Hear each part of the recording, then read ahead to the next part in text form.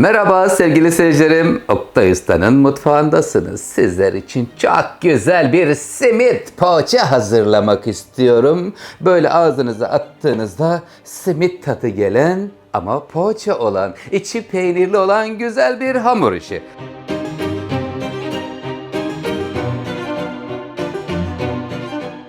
Bir su bardağı ılık süt, bir çay bardağı mısır özü yağı, çiçek yağı olur, zeytinyağı olur, hepsi olur.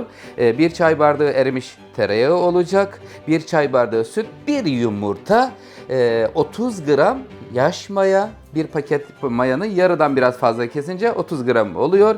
Efendim 2 çorba kaşığı toz şeker, 1 tatlı kaşığı tuz. Kıymetli seyircilerim, şu anda 4 su bardağı unu hazırladım. İhtiyaca binaen birebir sizlerle paylaşacağım. İç harcında kaşar peyniri ve burada pekmezimiz var. Üzüm olur, dut olur, Allah ne verse, keçi boynuzu olur, hepsi olur. Şimdi ben önce tavaya sütü ve tereyağını alıyorum, eritmem lazım. Canım yanar mısın lütfen? Galiba tüpü kapalı unutmuşum. Açıyorum, devam ediyorum. Tereyağımız eridikten sonra hemen üzerine dolaptan aldığım soğuk sütü ilave ediyorum. Şimdi burada hamur işlerinde en önemli püf noktası soğuk sıcak dengesini iyi korumak lazım. Sevgili seyircilerim, eğer koyduğunuz ürünler soğuk olursa bu defa hamurumuz mayalanmaz. Mayalanmadığı için de istediğiniz neticeyi alamazsınız. Ondan dolayı tereyağını erittim. Sütü ilave ettikten sonra parmağımla kontrol ettim. Gayet güzel. Tam istediğimiz kıvamda. Evet, sıvıların buradaki ısısı önemli dedik. Şimdi hemen karıştırma kabını alıyorum buraya. Bismillahirrahmanirrahim. Yiyenlere şifa olsun diyoruz. Yavrularımız için, çay saatleri için özel bir tarif geliyor Oktay Usta'dan. Süt ve tereyağı karışımını hemen karıştırma kasemizin içerisine aldım. Aldıktan sonra buraya ılık suyu döküyorum. 1 çay bardağı su. Su miktarımız nedir Oktay Usta derseniz 200 mililitrelik bardak ile. 1 çay bardağı da sıvı yağ. 100 mililitrelik çay bardağı ile. Evet, şimdi sıvılar alındıktan sonra buranın hemen üzerine mayayı alıyorum. Mayamız 30 gram yaş maya. Kuru maya kullanmak istiyorum Oktay Usta diyen seyircilerim için de hemen hatırlatayım. 1,5 paket instant maya koyabilirsiniz. Burada mayayı güçlendirmek için ve şeker veriyorum. 2 çorba kaşığı şekeri de ilave ettim. Ondan sonra hemen çırpma teliyle buradaki sıvıları bir karıştıralım. Henüz tuz koymadık. Yumurtayı da koymadım. Sıcak olursa yumurtaya zarar gelir. Ondan dolayı bir kontrolümüzü yapacak. Maya eriyecek şimdi burada. Maya, süt, yağ, su hepsi güzelce karıştı. Şekerle besliyoruz burada mayayı. Tam istenilen kıvamda. Güzel. Buraya bir tane de bütün yumurta kırıyorum. Sevgiyle iniyor. Yiyenlere şifa olsun dedik ve şimdi bir yumurtamız da geldi. Karıştırıyorum. Evet. Tüm sıvılar karıştıktan sonra sıra un ilavesine geliyor sevgili seyirciler.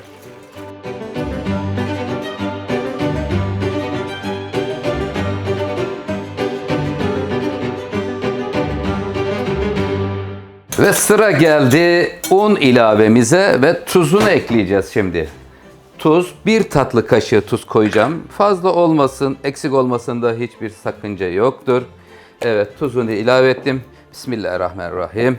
Yiyenlere şifa olsun dedik ve şimdi hemen un ilavemize geçiyoruz. 1. bardak unumuz geldi. Toplamda buradaki ölçümde 4 su bardağı un hazırlamıştım.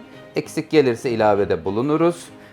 Sevgili seyircilerim, fazla gelirse un çok sert olursa o defa biraz zor oluyor. Yumuşak olursa un ilavesiyle netice almak çok daha kolay oluyor. Sert hamur açmak her zaman için zordur. Bazen insanların başına gelebiliyor.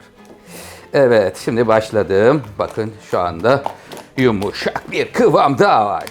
Oktay Usta çay saatlerine özel bir tarif hazırlıyor. Güzel, şimdi diğer unumu da ekliyorum. Şu ana kadar 4 su bardağı un ilave etmiş oldum simit poğaça için sevgili seyirciler. Bakalım yeterli gelecek mi? Kıvam ortaya çıkınca hemen sizlerle neticeyi paylaşacağım. Evet, şu anda 4 su bardağı un az geldi. Biraz daha una ihtiyaç duyuluyor. Bakalım toplamda kaç bardak un olacak? Çok yumuşak.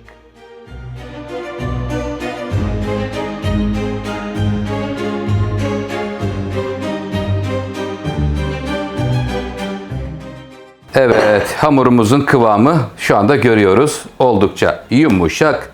4 su bardağı un eklemiştik. Şimdi yarım bardak daha koydum. Çok sert olmasını istemiyorum. Poğaçaların hamuru yumuşak olursa neticesi çok güzel olur. Yani sert hamur belki işlem yaparken kolaylık olur ama fakat performans olarak, netice olarak yumuşak olan hamur her zaman için çok güzel netice verir. Pamuk gibi olursa hamur işleriniz müthiş olur. 5. bardak unu koyuyorum. Başka da un koymuyorum. 5 bardak un ile hamurumuz kıvamına kavuşmuş oldu.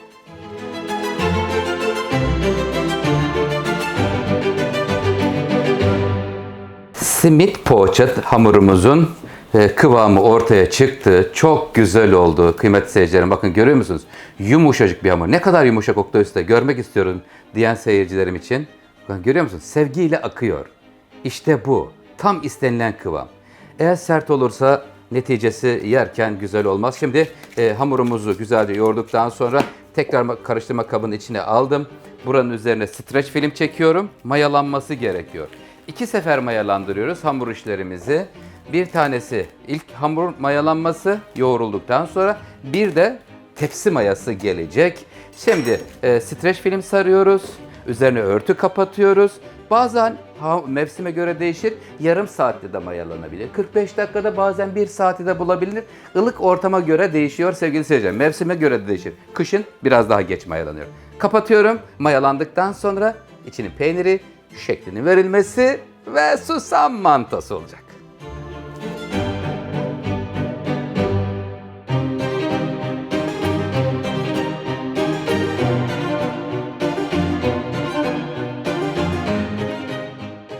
Evet, hamurumuz mayalandı. Bakalım nasıl mayalanmış. Açıyorum maşallah. Çok güzel olmuş. Pufuduk pufuduk olmuş. Hemen örtüsünü ayırdım. Streç filmini de üzerinden alıyorum. Şimdi kıvamını göreceğiz. Bakalım nasıl yumuşaklığını göreceğiz.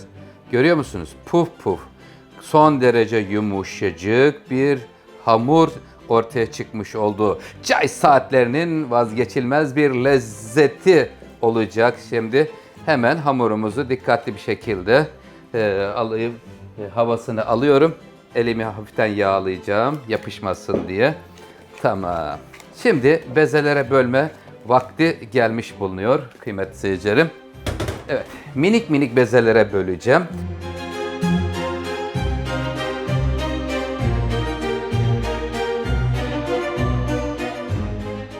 Hamurumuzdan 29 tane beze çıktı. Çok büyük kesmedim. Olabildiğince küçük kestim ki küçük olsunlar güzel olur. Şimdi pekmeze 2 kaşık kadar şuradan hemen soğuk su koyuyorum. Kıvamını biraz açıyoruz. Üzüm pekmezinin, üzüm olur, dut olur, keçi boynuzu olur, hangisi varsa. Çok aşırı su koyarsak çok sulu olur. Ondan dolayı mümkün mertebe az koymaya çalıştım. Şimdi nasıl hazırladığımıza geçiyoruz. Buradan avucumuzun içine bakın. Hamur elimize yapışmıyor. Yağlı bir hamur olduğu için kıymetli seyircilerim. Şöyle avuç içinde güzelce hamurumuzu açtıktan sonra içine bir parça peynir koydum. Peyniri şöyle parmak uçlarıyla sevgiyle birleştiriyorum şimdi.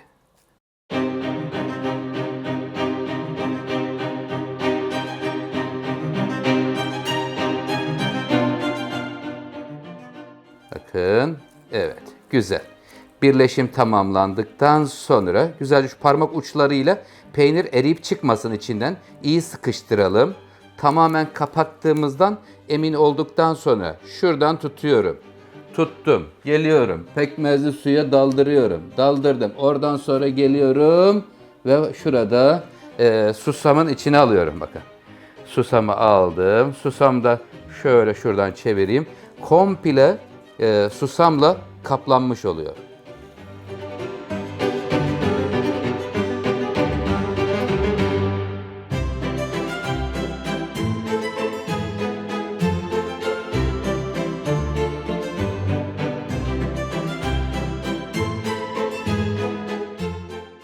Sevgili seyircilerim, işin ne kadar kolay olduğunu şimdi size detaylarıyla anlatacağım. Bakın işlem şöyle oluyor. Buradan peynirli harç içinde ucundan tutuyoruz.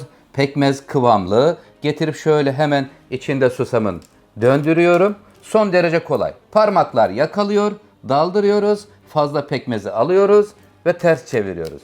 Üzeri komple susamla kaplanmış oluyor. Buradaki püf noktası pekmezi aşırı sulandırmayalım ki üzerine yapışabilsin bakın. Yapışınca son derece kolay. Daldır, bandır ve ters çevir. İş çok kolay ve çok keyifli. Hatta bu işlemi çocuklarınızla birlikte yaparsanız onlar da büyük keyif alacaklar. Hem de mutfağa olan sevgileri artmış olacak. Özür dilerim. Bir tanesini susamsız kaçırdım bakın. Öyle de oluyor. Gördünüz mü? Şunu mesela bir tanesini susama batırmayı unuttum. Özür dilerim. Pekmeze daldırmadan direkt susama batırmışım. Öyle de güzel oldu. Toplamda 29 tane çıktı. Tepsi mayası geliyor. Ondan sonra fırında pişme anı ne de güzel çayla birlikte gider.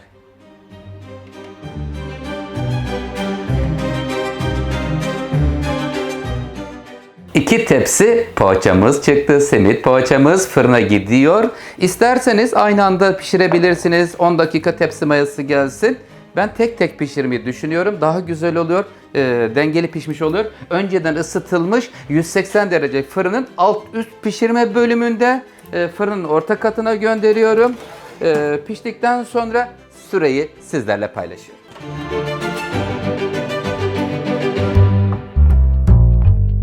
Sevgili seyircilerim, güzel tarifler fırında pişerken yanında da güzel demlenmiş çay ile birlikte ne de güzel bütünleşir.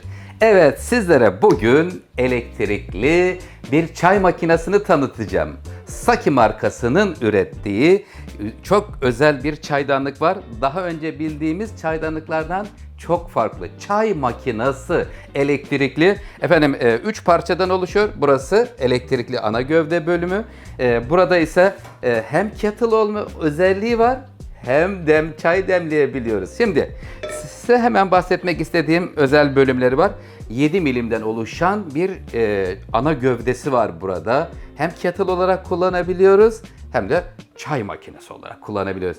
Tek yekpareden oluşan bir ana gövdesi var. 7 milim çelik dedik. Efendim alt ve üst bölümü bütün parça olarak. Elimizle tutma bölümü çok güzel olmuş. Çok hoşuma gitti. Evet, şimdi hemen burayı bırakıyor ve şimdi üst demlik bölümüne geliyorum. Demlik bölümünde Saki elektrikli çay makinesinin özel bir kapağı var burada. Kapakta vida kullanılmamış, üst bölümden yapıştırılmış. Gayet de güzel olmuş. Süzgeci içinde ayrıca ekstra süzgeç takmak zorunda değilsiniz. Bir de çayı asla damlatmıyor. En büyük problemlerden bir tanesi odur. Damlatmadan çayı demleyebiliyor. 3 saat boyunca çayınız aynı tazeliğini korumaya devam ediyor. Şimdi suyunu koyacağım ve start tuşuna basacağız. Bakalım çay makinesinde Oktay Usta nasıl çay demliyor? Çay makinemizde suyumuz kaynadı. Çayı demledim. Bir özelliği daha var. Onu da hatırlatmak istiyorum. Aynı üstteki demlikteki kapak aynı zamanda da ana gövdedeki kapak olarak da kullanabiliyorsunuz. Yani tek bir kapakla ister kettle olarak isterseniz de çayınızı demleyebiliyorsunuz. Ben şimdi çayımı demledim. Fırından poğaçamız çıkıyor ve güzel güzel demlenmiş çay ile birlikte güzel poğaça keyfi 3 saat boyunca devam ediyor aralıksız. Suyumuzu koyduk. Start tuşuna bastıktan sonra çok hızlı bir şekilde 100 dereceye ulaşıyoruz. 98, 99 ve 100 dereceye geldi.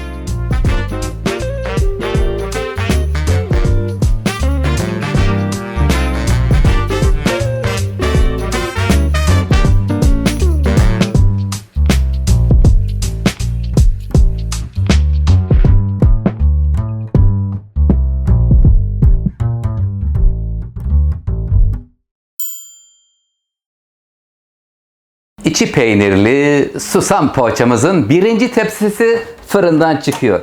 Gelir misin canım? Sevgiyle geliyor. Ne de güzel olmuş. Subhanallah, şu güzelliğe bakın. Kıymetli seyircilerim, saatime bakıyorum. 19 dakika sürdü pişmesi. 15 ile 20 dakika arasında değişir. Önceden ısıtılmış 180 derecelik fırında pişirdik. Vay, çok güzel. Bakın çatlamalar var üzerinde. Çok hoş bir görüntü olmuş sevgili seyircilerim. Hemen şimdi bakayım şuradan bir tanesini ayırayım. Zemini nasıl pişmiş onu da merak ettim. Canım benim, gelir misin? Elim yanacak. Bırakın yansın. Oktay Usta'nın eli yansın. Şu güzelliğe bakın.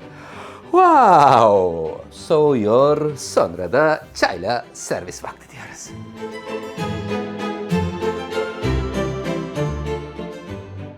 Yapmış olduğumuz poğaçamız bayağı da bereketli oldu. 2 tepsi dolusu çıktı sevgili seyircilerim. İnşallah sizler için faydalı olmuşumdur.